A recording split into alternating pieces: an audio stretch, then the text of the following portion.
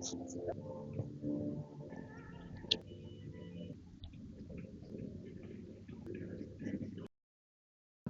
well, good morning, ladies and gentlemen. Welcome back.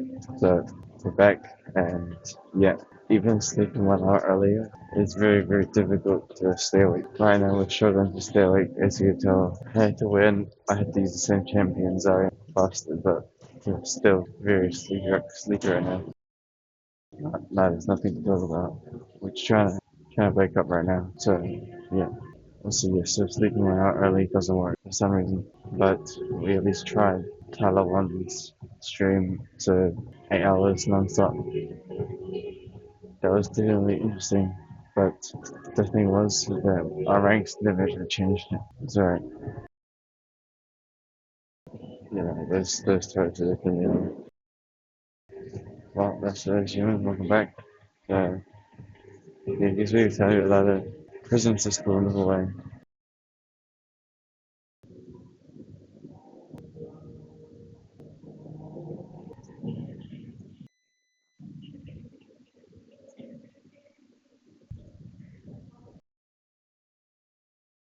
I'm gonna try something different today.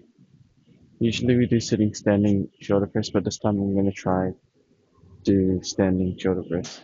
Now we're gonna go 0 weight first and just see how it goes. Yeah, I don't know, today just feel like it.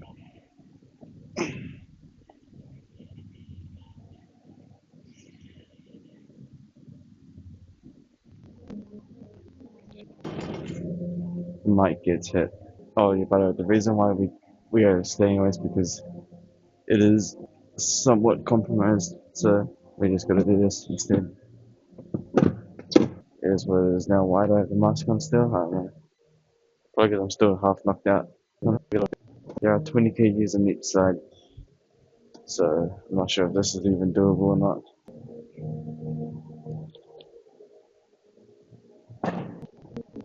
It's it's too off, in my opinion. It's too off. It's not good.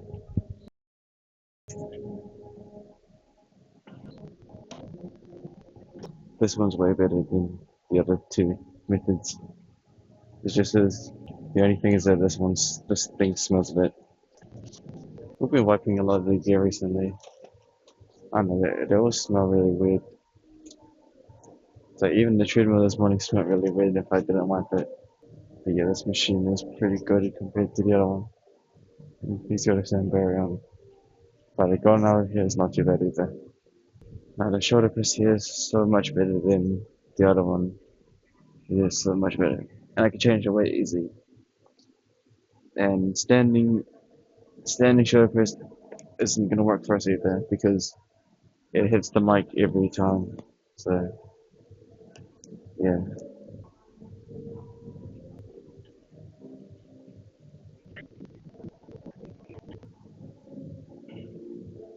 yeah, that's just really good. There's nothing else to talk about. There's nothing to really say. Well, you know, we did do a Tyler One stream yesterday. That was actually kind of tiring, I would say, because even after like after 8 hours, we slept like 1 hour earlier, and we still woken up really sleepy. So that's something for you.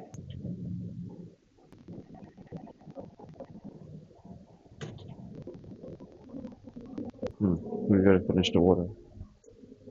We gotta finish the water. Anyways, time to go towards the goat. We're kind of awake now, to be honest. I'm just gonna keep the mask on for now, because I don't know. Don't feel like taking enough right now. Just because I'm still like half asleep. Yeah, we're still like half asleep, so yeah, it makes sense. Yeah, makes sense to keep the mask on for now. Who was doing all that raises at 60 kgs? That's like impossible. You're so based. Man, this thing is so good. Anyways, what was the thing? Whoops, I don't know. Hmm, I don't even know what I'm saying. If you always drink your water and then check your weight, and then so much water, I'm gonna be sick. No, I'm joking. You guys will get a story video today, don't worry. Yesterday you didn't need to because we were talking a lot. But today, yeah. 100%.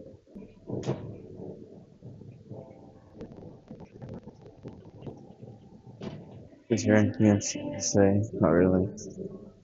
Shoulder's always kind of just chill, right? Shoulder is just kind of chill.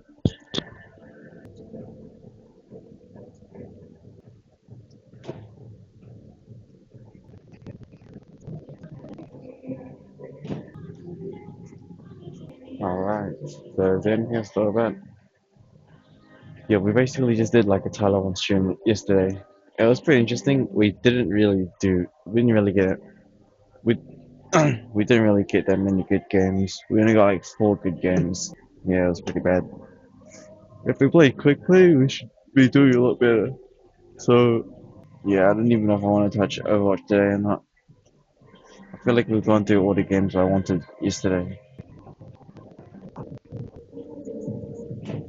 Alright, let's go check the weight. No, we actually probably be quite light today. 70.45 because we didn't actually eat that much chicken yesterday. We're actually under target yesterday.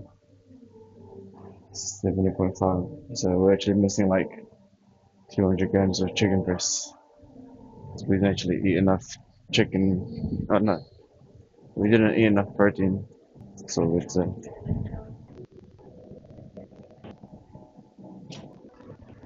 Well, you know the drill. So yeah, there's nothing, just nothing to say, right?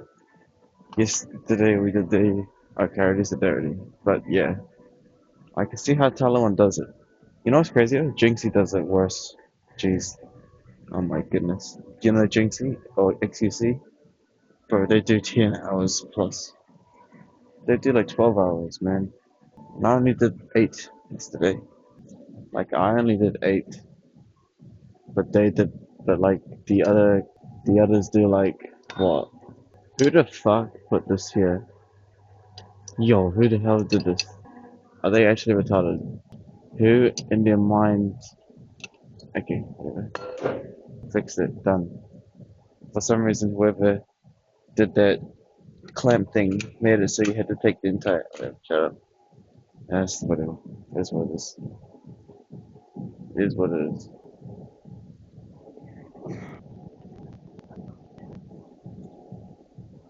Now, when it comes to Arc, can I even do Arc for that long? Probably not. At best, we can do like. I think the most we've done in Arc is like 5 hours in one day.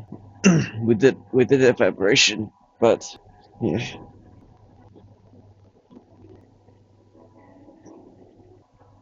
So yeah, what are we gonna do today then? When it comes to Overwatch, there's like I already did all the editing last night. Like after we did the thing, I extracted how many clips? Like 4 games, and that's it. But still, can't compare myself to the other guys yet. They do like 11 to 12 hours.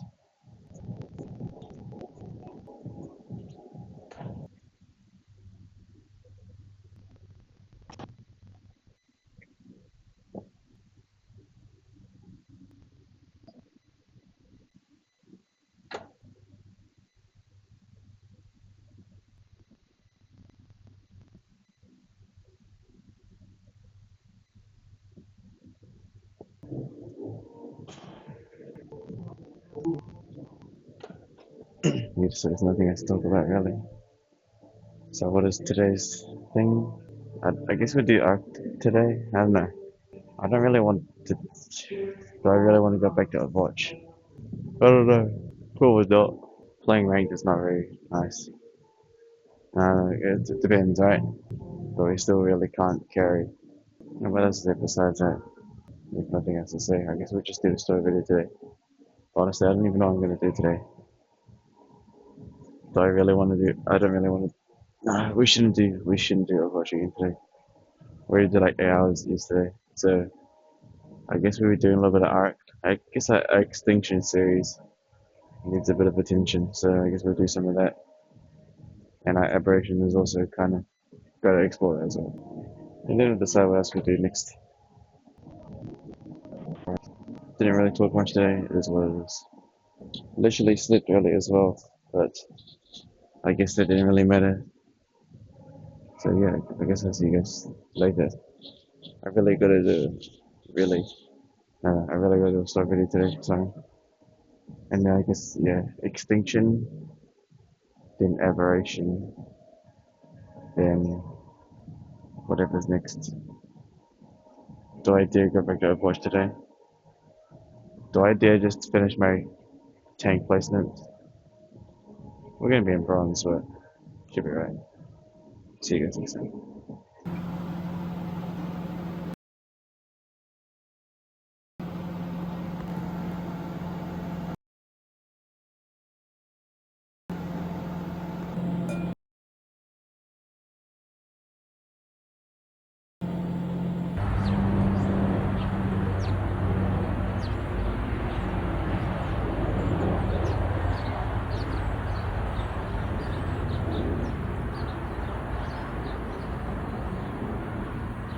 What's good, ladies and gentlemen? Welcome. It's the morning, bit earlier today. So we have some store videos today. We have some store videos to do today. Okay, so we got to continue from Let's Read from 6 True Scary Road Trips. Now the first one we did was about some guys in the 1900s doing a road trip and then murder case, blah blah blah, got pit maneuvered. Alright, so today we're going to be doing story 2 and 3 because it's looking quite short. Oh, yeah, the next one's a bit short, but let's go. Lock in. Back in my early 20s, me and my bestie went through a phase of going on road trips every other weekend, and this one time, we planned on driving all the way to San Francisco with a few stops in between. So first day, we're about 4 hours into the drive and we're going along I-70 in Colorado, coming up on the state line. In New Zealand, I never understood road trips because in America, road trips are like days long because you can go like very far away, right? But in New Zealand, it takes like less than half a day to go from like the top island to the low island, you know? Plus, there's no like highway that's just windy roads and stuff. 8 p.m., we pull over at a gas station, and while I'm fueling up, I notice these other two girls pumping gas. They looked around the same age as us, like they could have been on a road trip just like we were. But just behind them, at the other pump, was this guy. He looked like he was in his late 30s or early 40s, and the girls can't see him doing it, but he's just staring at these two girls with a blank expression on his face, eyes darting back and forth between them as they pumped their gas. It was really creepy, but after a while, the guy went back to seeing to his car, and I went inside of the gas station to grab some snacks as fuel for our night drive up to Salt Lake City. When I walk back out of the gas station, the girls are just leaving in their car, and when I take a look around for the creepy truck guy, he's staring at their car again. Then, in a move that seemed so full of bad intention that it actually freaked me out, he suddenly jumped in his truck, then went speeding off in the same direction as the girls did. I'm like, no. If that happened to me and my friend, I'd want someone to have our back too, even if it was just to trail us while dialing 911 or whatever. By the time I caught up with them, the guy was riding their butt with his high beams on, flashing his lights every so often like he was trying to get them to pull over or something. Then right there in front of me, the guy speeds up around the side of the girl's car. Then I can see him leaning over in his seat so he can shout stuff over to them. The next thing I know, the girl's car starts to pull over and I'm thinking, oh God, no, don't do it. But the guy in the truck just passes them and keeps going, maybe because he saw me in his rear view and knew that he couldn't do anything with witnesses. Then me and my friend also pull over right up behind where the girls are parked, and after putting my hazard lights on, we got out to see if they were okay. And they were not okay. The guy was so obviously not a cop, but apparently he'd been yelling at the girls that he was a deputy and that if they didn't pull over, they'd be going to jail. That was when they decided to actually do as he was asking, and if they pulled over without us being behind them, there's no telling what would have happened that night. That's such a terrible scenario. Because how do you imagine if you're in the girl's POV, right?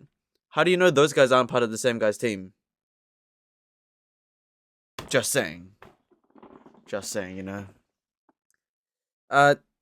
Yeah, I mean, first of all, I would mind my own business and just continue going my road trip, you know? Kind of just my own business, right? Second of all,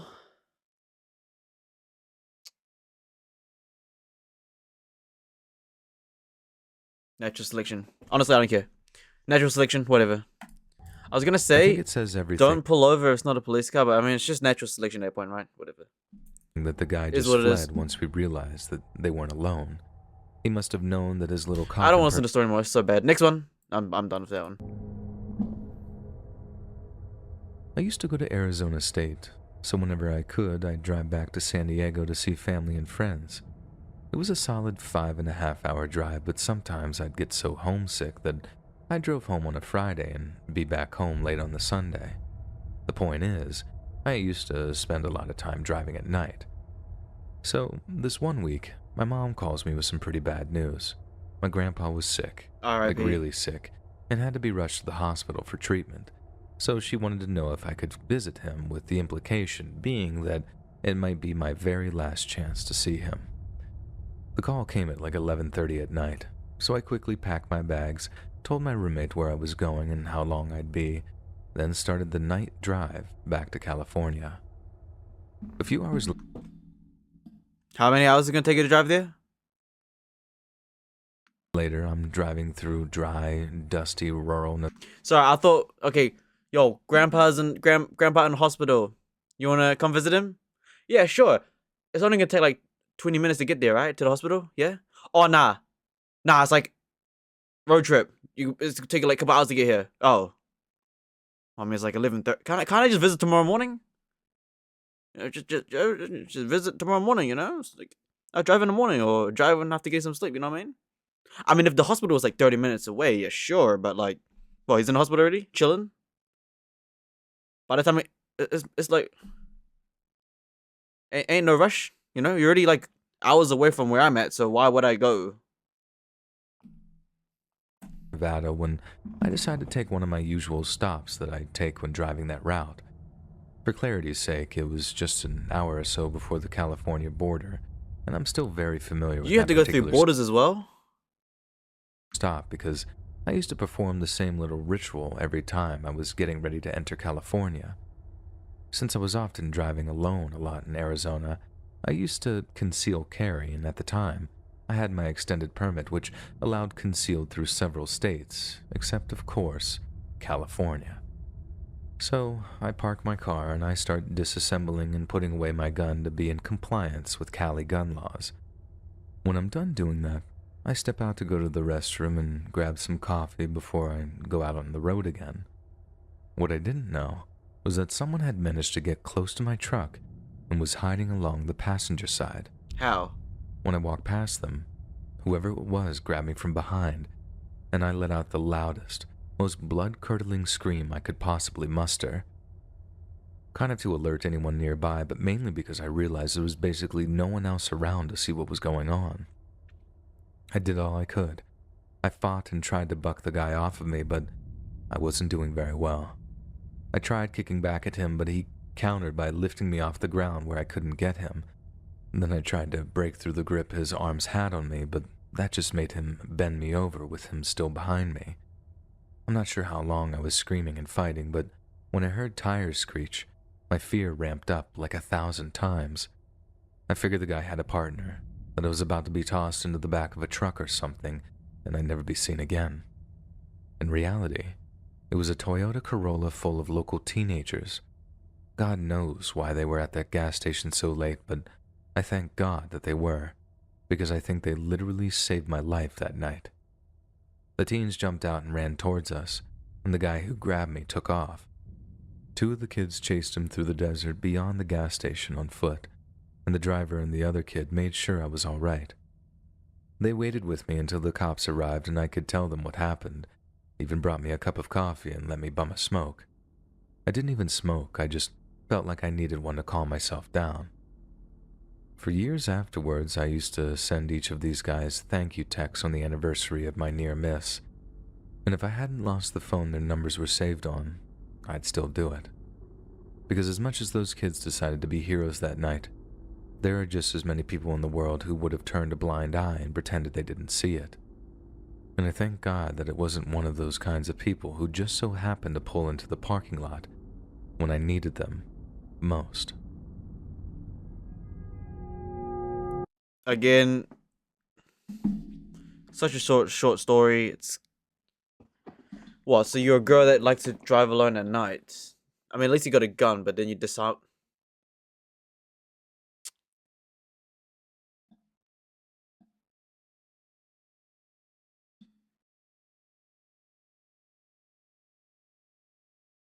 Lack of context, lack of context. Really can't say much about that story. It's a lack of context. What else is there about it? Like, what do you mean you pulled over to get coffee? How does, where did you park? It's just, I don't understand. You pull up, did you even pull up to a gas? Like, where did you pull over? Like, if you went to go get gas, like, if you went to go for, like, a gas station to get coffee or something, right? Wouldn't you just park right in front of the store? Where the store has lights and employees outside? And making it sound like you parked in, like, the edge of the car park. Walk to get Surely this I must have missed something here. Kind of to alert anyone, blood-curdling screams my gun to be. I used to conceal carry, and at the time, I had my extended permit, which allowed concealed through several states, except, of course, so you're a female with a concealed carry. California. So I park my car and I start disassembling and putting away my gun to be in compliance. So you park somewhere and disable your gun. With Cali gun laws. When I'm done doing that, I step out to go to the restroom and grab some coffee before I... So you step out to grab some coffee and go to the restroom. Where did you... go out on the road again. What I didn't know was that someone had managed to get close to my truck and was hiding along the passenger side. When I walked past them, whoever it was grabbed me from behind, and I let out the loud... Where did you park? Because it sounds like no one's in the car park. So... What? Hold on. Most blood-curdling scream I could realize there was basically no one else around to see what was going on. No one else around. Where did you park then?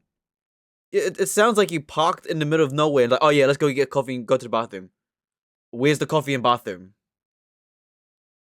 It just doesn't make sense. Where's the context? Like, where did you park?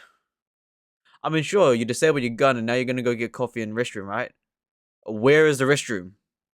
Where's the coffee? Where'd you park? It's nighttime, bro. What are you doing? No one else is in the car park with you either. That doesn't even... just... where's the context is lacking. Like, did you park in an open light area? Where'd you park? How did the guy even get towards the side of your car if there was no one there in the car park to begin with? Where's that guy's car? What? Whatever. Shit story anyways. Next. 15 miles an hour.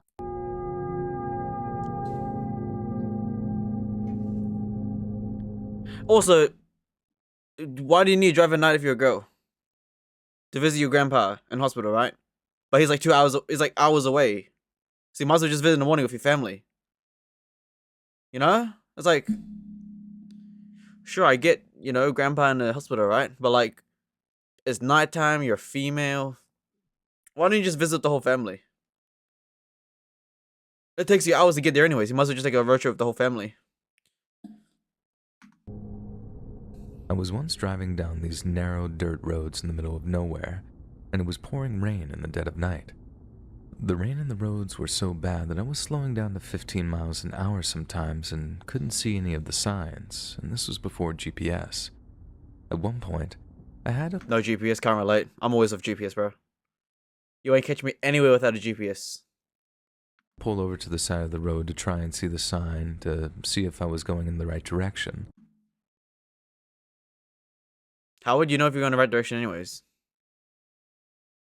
Was it like multiple turns?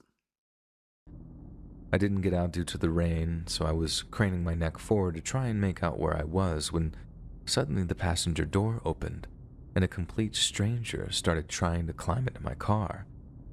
Here in Honduras, there is a fair amount of violent crimes and hijacking, so I instinctively started panicking and yelling and screaming at the top of my lungs, putting my foot down on the gas and speeding away. You know, when someone uses the word screaming, I'm assuming they're female, right? Before the guy had a chance to really get in. First chance I could, I quickly leaned over and closed the passenger door, then carried on off down the road. I was breathing so heavily and my heart beating out of my chest at this point and trying my best to calm down, nearly in tears. I kept seeing it in my head the whole rest of the drive. It was definitely the scariest thing that's ever happened to me here, and I try my best not to drive at night anymore. Next time, I might not be so lucky. How does that even count as a story? Bro, that was like, what, 2 minutes? Driving down in a dark dirt road. It's raining. So some guy just randomly appears and opens your door, and you just head off. Can't do much about that. Alright, next. Damn, these ones are just filler stories, just to make that title 6. Leah Roberts was born on July 23rd of 1976 in Durham, North Carolina. What? She grew up with her parents and 2 older siblings, Heather and Kara, who later described her as a sociable, laid-back young woman with a love of soccer and live music. Yet as Leah progressed into her teenage years, her family was hit by a series of sudden and unexpected tragedies. When she was just 17, Leah's father was diagnosed with a long-term respiratory illness, and 3 years later, her mother suddenly passed away as the result of an undiagnosed heart condition. Okay, so she's 20 years old and her mom died. Got it. Don't make it sound like she's still 17 now. Don't make it sound like that. Come on now. 20 years old, mother's dead. Okay, cool. Next. After briefly taking some time off of school to cope, But you're 20 years old now. Leah was nearly killed during a serious traffic accident in the fall of 1998. She suffered a punctured lung and shattered femur, meaning doctors needed to insert a metal rod into her leg to aid the healing process. Just a few months later, in the spring of 1999, Leah temporarily withdrew from school again in order to spend more time with her dying father. Isn't she like 20-something at this point? Diagnosed since 17. 3 years later, mom died. A couple months later, so she's like 21. Who would go on to pass away a few weeks later in early April. In some ways, the barrage of tragedy had positive effects on Leah, who became intensely interested in philosophy, spirituality, and artistic expression as a way of coping. She's like 21 years old now, though. Should have like a husband now or something. Hey, it's 1999 or what? In philosophy, barrage of tragedy weeks later to spend more spring of 1999. 1999. So you're 21 years old now. 21 years old female. 1999. You should have like a husband by now, no? Like the old ages. Like, where's your husband at? No husband. That's why you study. Leah, in some ways, the barrage of tragedy had an artistic expression as a way of coping. But unsurprisingly, there were many negative effects too.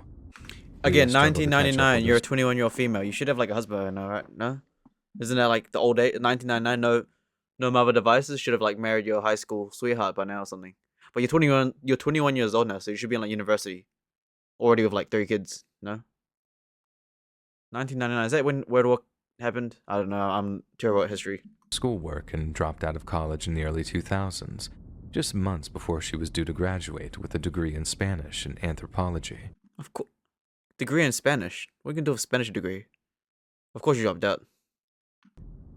Shortly afterward, Leah pursued a fresh start in the neighboring city of Raleigh, and by her 23rd birthday, she was living in a small apartment with her best friend, Nicole. She often spent time in local coffee shops and was said to be fostering a passion for writing. One of those women. Okay. 23 years old, chilling at coffee stations, writing stories. Trying to get a vibe, I guess. But without a doubt, Leah's true passion was for travel. Don't travel alone as a woman by yourself. You're gonna die. You're gonna get taken advantage of. I mean, look, she got no parents, no father, no mother. She only has her own ecosystem. GG. After 2 separate backpacking trips around Europe and Central America, Leah developed a serious case of wanderlust. Satisfying. Serious case of loneliness. 2 backpack trips alone already. What she's actually suffering from is, what do you call it? When your eggs are dying? When your eggs are... What do you call that when your eggs are dying? Because you're like 23 years old, been backpacking. No kids. It's 1900. All her friends probably have kids by now. She's suffering from, like, what? Loneliness? Yeah. It through regular road trips with friends. It's not difficult to see that the thrill of discovery was very therapeutic for Leah. That's because she got nothing else to do. No family. She was escaping the old in search of the new. She got nothing. Yeah. March 9th of the year 2000 was a day that started out like any other for Leah and Nicole, and they made plans to babysit together the following day. Babysit. Leah Damn, they're didn't really seem just coping through life. distressed or worried about anything, and evidently felt comfortable enough to make plans for the near future. But then for some reason, at around 6 p.m. that evening, Leah packed a suitcase, withdrew $3,000 from an ATM, then embarked on what appeared to be a 3,000-mile road trip across the United States. Nicole was surprised at Leah's abrupt departure. It wasn't unusual for her roommate to head off on extended road trips, but to leave so suddenly was definitely out.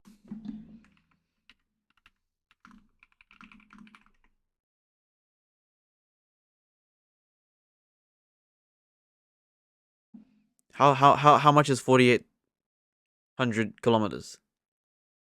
Hold on. My posture's bad right now. Don't judge me. I know I'm like leaning forward like this. I should be leaning back like this, but hold on. Let me just quickly get a quickly get a good idea of what they're talking about. Let's go Auckland all the way to Lake Tekapo. I don't know why. Twizel. There we go. Holy moly, what? Sorry. Hold on, you guys might see my screen. Yo! Oh my goodness. 3,000 miles is 4,800 kilometers. Auckland to Twizel is only 1,300. 2,600. 3,900. Yo, that is like... Oh my. 3,000 miles? Dude. She's a 23-year-old woman. What is she doing? Oh my goodness. Bruh. That's like... Okay. Might as well just get a plane ticket at that point. Why would you even drive? Like, you might as well just get a plane ticket. Why would you drive? Yeah, people in America just travel. I guess it makes sense, right? Like, for example, what? California to... Don't dox me. Did I just dox me? Or whatever. Florida. Miami. How long that gonna take? If you drive. Hello? Oh, so that's why it's like 3K. Okay, that kind of makes sense then, right? In America sense, sure. 44 hours drive. That's ridiculous. Bro, you might as well just take a flight. Might as well just take a flight. Ooh. 1,000 bucks to get there. Honestly, that's cheaper than gas price. Honestly, 44 hours of non-stop driving. When I drive to Operation Twizel, if you've seen that OG episode, that costed around 200, 300 New Zealand dollars for like a 6-hour trip. So 6, 12, yeah, you're already like well past the margin. You might as well just fly there, honestly. Might as well just fly there. Save the time, save the cash, you know? Might as well just fly there. Is this even real? I don't even know if this is real. I don't even know if anything this is real. All I know that's real is New Zealand. That's all I've been.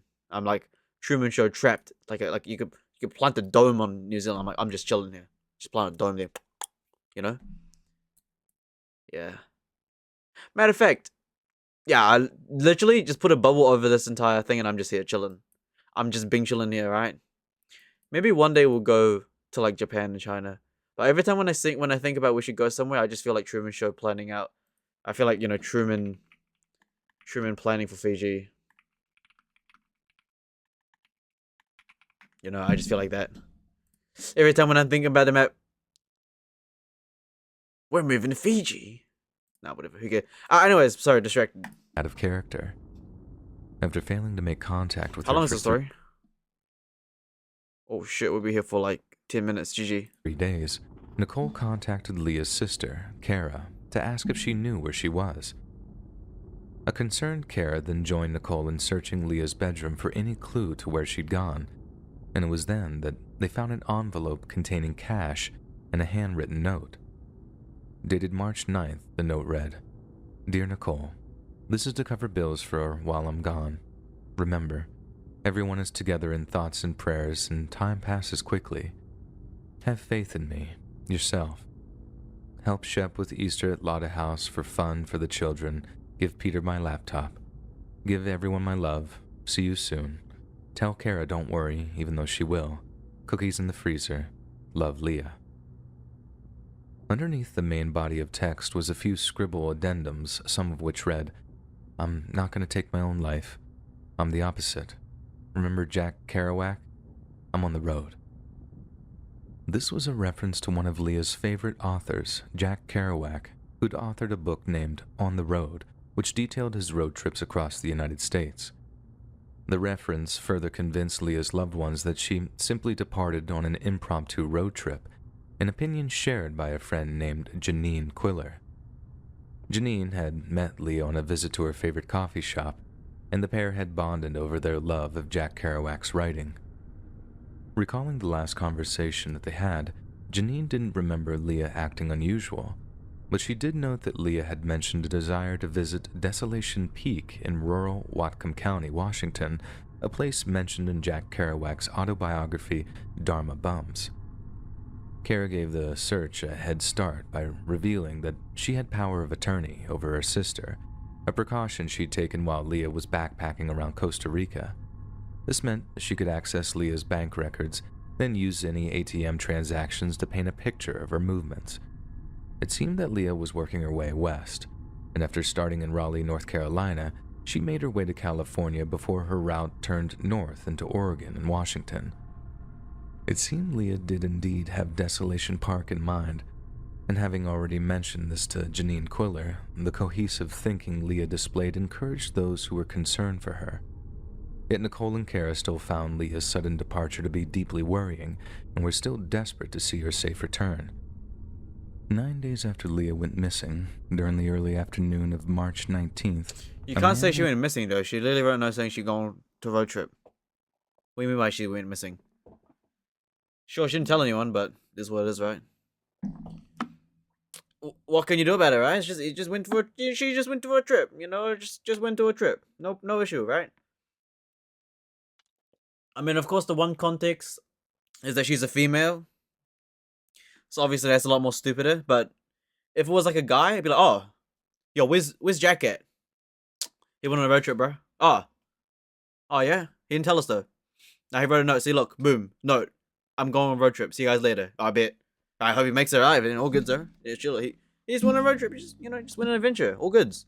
If it's a female, oh my god, we need to worry about their feelings.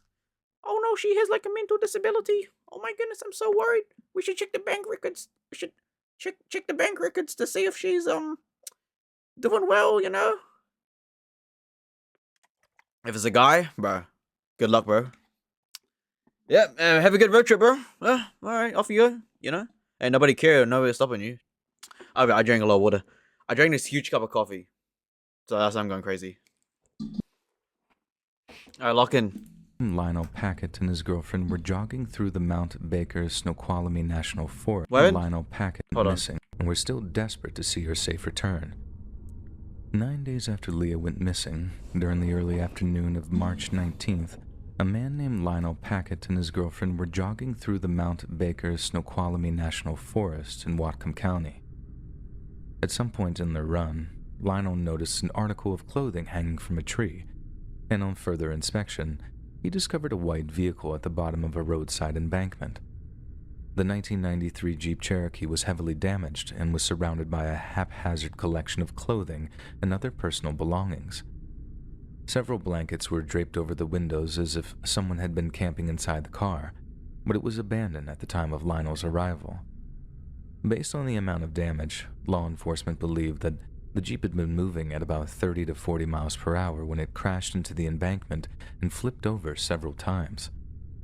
Anyone inside would have been seriously injured or killed, yet there was no evidence that anyone had been inside at the time of the crash.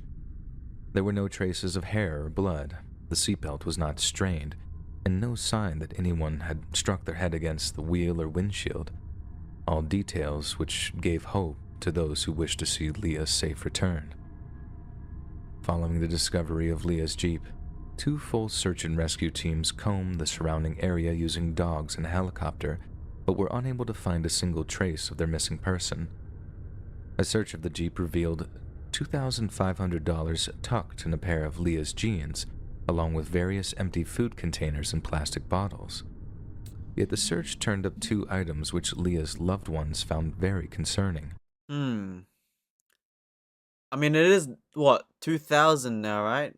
1900? What can you, no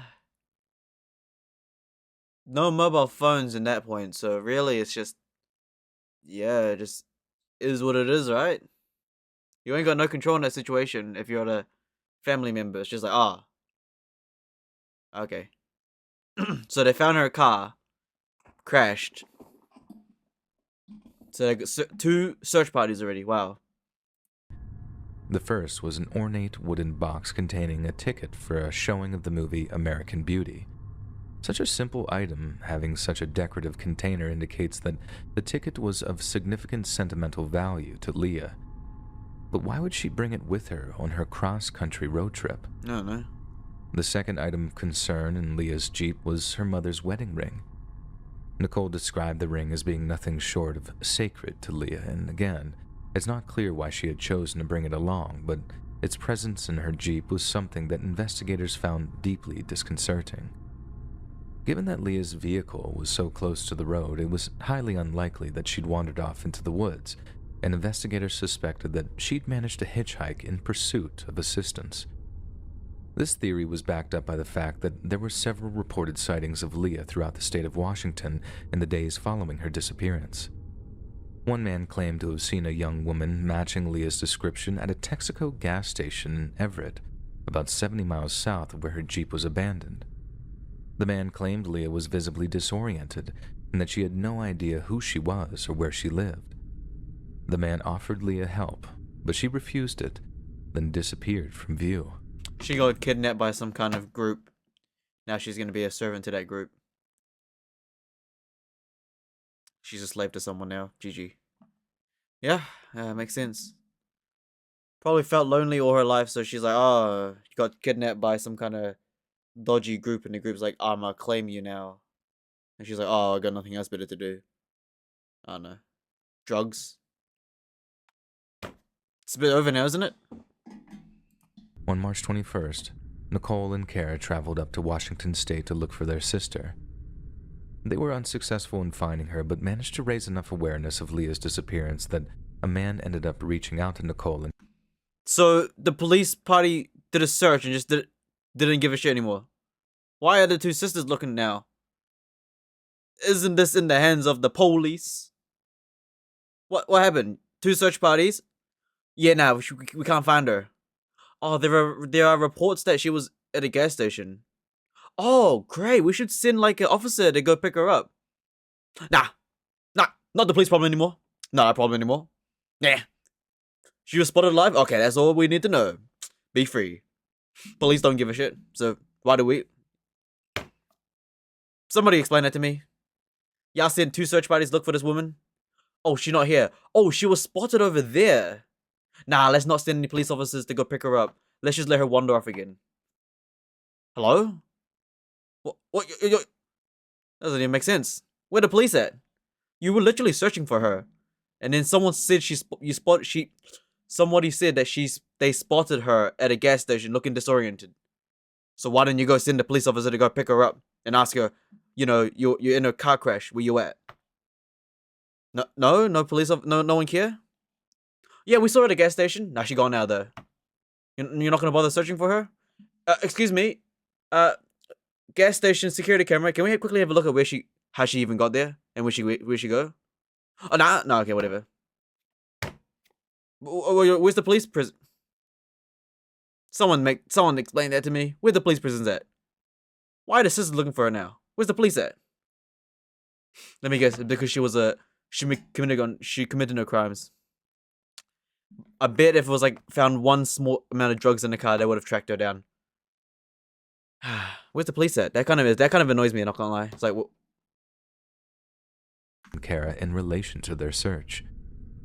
The man claimed to have spotted Leah at a restaurant and why are the sisters looking for her now with another man? Shouldn't you be like getting? Where's the? That's why I'm so confused at this point. Like, why is it the sisters' problems now? It should be the police's problem, no? It should be the police problem. That man who's got contact information about her should be talking to the police, saying missing woman. Yeah, here. And they should be sending officers to go search for her and retrieve her. Just doesn't make sense. As being friendly and talkative before leaving the restaurant with a man calling himself Barry. The restaurant in question is located less than an hour's drive from where Leah's abandoned Jeep was found, meaning that she was probably in the company of this mysterious man when she ran into trouble. The man's description of Barry was so detailed that law enforcement arranged for him to meet with a sketch artist, and a composite drawing of the suspect was subsequently created. Yet frustratingly, the police were never able to verify that Barry actually existed. After searching Leah's car, detectives asked her sister what she wanted them to do with the vehicle.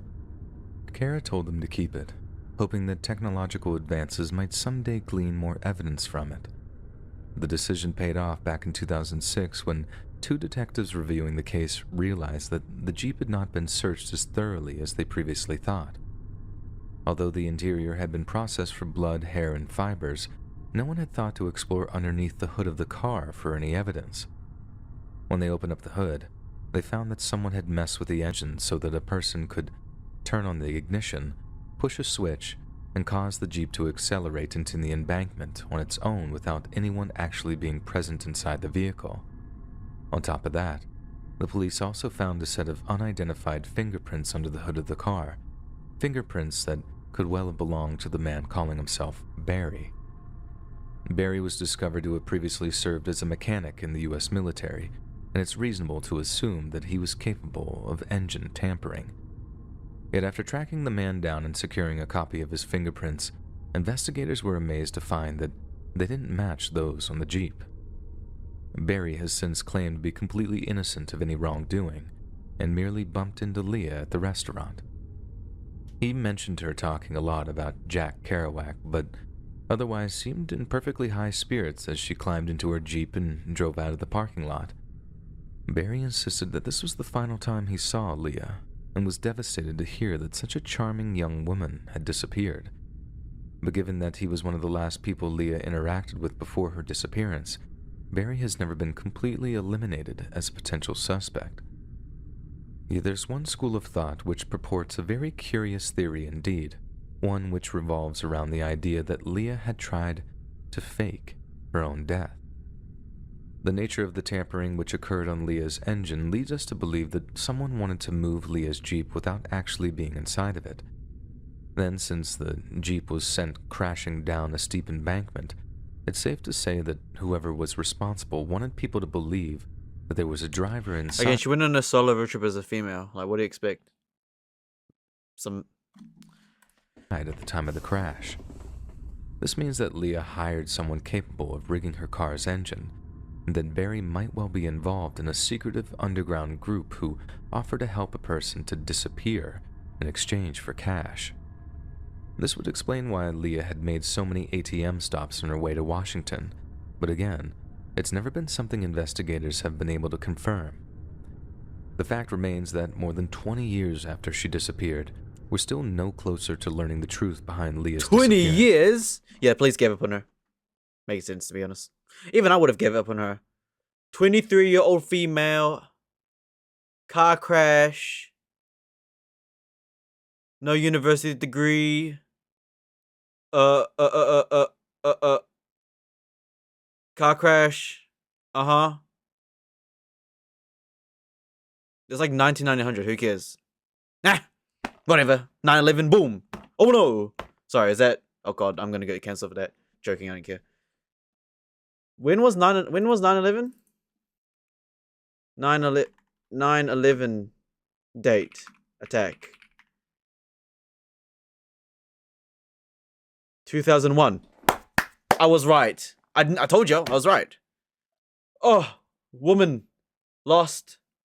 It's 1900. You know, 9/11's like 2 years later on. So, you know, obviously, of course they forgot. Of course, like who cares? Who cares? 23-year-old woman gone, missing. Oh, okay, sure. I mean, we got other stuff to deal with right now. We got like proxy wars and, you know, Obama. No, not Obama, but 9/11. Then we go send everything to the Middle East. Like, who? It's just small. Like one human gone. It's one human gone, bro. It is what it is. Perversely, the best case scenario is that she faked her own death, and for some reason found it in herself to deceive and terrify those closest to her in order to do so. Bro, no one cared. But then the worst case scenario is that Leah's trip to Washington really had been as innocent as it was spontaneous, and that just outside of a small mountain town, she'd been snatched up, murdered, and then entombed somewhere that no one might ever find. Yep. That's what happens, man. You just disappeared. Is what it is, right? Disappeared. Perhaps there's someone in rural Washington still going about their daily lives, who still carries a little piece of Leah wherever they go, as a reminder that they've gotten away with murder. It's just too much, you know. It's like, is what it is. What do you expect, my friend? Solo trip, female, 9 days without. You know, she grew up. She lost her parents. No, like parentless. 23-year-old female, lost, no family. 1900 era, no mobile devices. Gone to coffee shop. That's already like midlife crisis, right? Road trip, trying to find herself. Disappeared. No one knows what happened. You can't. No one knows what happened, right? Car crash. Like, you don't even know if she. Like, it's so much context missing because no one knows. You don't even know if Leia was even. Like, you don't even know she was alive in like the next 2 days. Like, she gone for like 9 days, right? Before the crash. You don't even know if she got snatched up in the first day and like 8 days with someone else on the car. Like, it's just no context. You don't know. You don't know, right? I mean, okay, maybe not that because the guy did say that she saw him. He saw her at like somewhere eating, right? So again, like you just don't just such a 9 days. You don't know what happened. No one knows what happened, right? Like she could have met up on the first day with some random dude, and some dude just did all that, or like she just gone, right? Is what it is. Doesn't matter though, right? 2 years later, 9/11. So yeah, I mean, America wouldn't really like. Of course, the police didn't care, right? Who cares? No one care. All right, ladies and gentlemen, hope you guys enjoyed that. It was like 43 minutes of like a yapping session. All right, these stories here weren't the very best. Okay, story 5 was really just like missing person is what it is. Like what can you know about that? She gone. Anyways, yeah, boom. All right, see you guys next time. Right, bye bye.